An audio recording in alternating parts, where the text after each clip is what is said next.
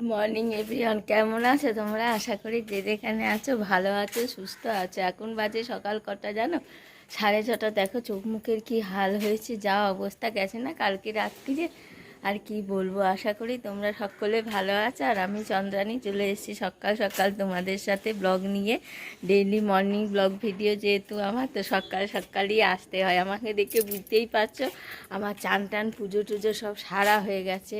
কেন বলো তো, আজকে একটা তোমাদের বললাম না একটা প্রোগ্রাম আছে, পরশুদিন প্রোগ্রাম ক্যান্সেল করেছি, তো আজকে আবার প্রোগ্রাম করেছি। পরশুদিন ভিডিওটা দেওয়া হয়নি তোমাদেরকে, মন মেজাজটা খারাপ ছিল, এডিট করেছিলাম কিন্তু আর দেওয়া হয়নি। যাই হোক, কালকে সারা রাত্রি না আমার কি বলো তো কেউ ঘুমায়নি, কি সমস্যা হয়েছিল দাঁড়াও তোমাদেরকে একটুখানি আমি দেখাচ্ছি ব্যাক ক্যামেরায়। দাঁড়াও দেখাচ্ছি তোমাদেরকে, দাঁড়াও।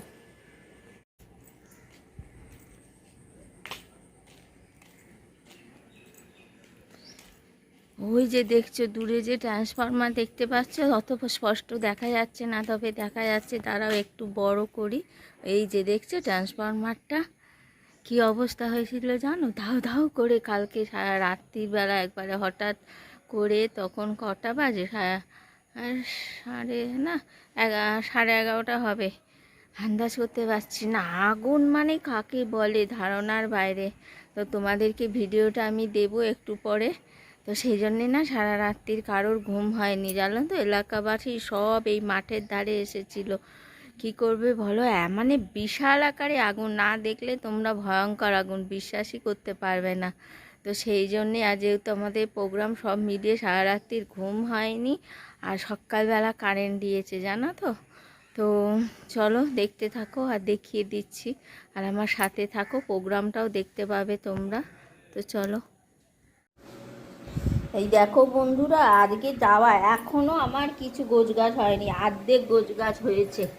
দেখছো কি অবস্থা। তাহলে পরশু দিন গেলে কি হতো বলো তো। ভাগ্যিস পরশু দিনটা ক্যান্সেল হয়েছে, ভাবরি বাপ। দেখো এই এখন বসলাম, বাকিটা গুছিয়ে নেব।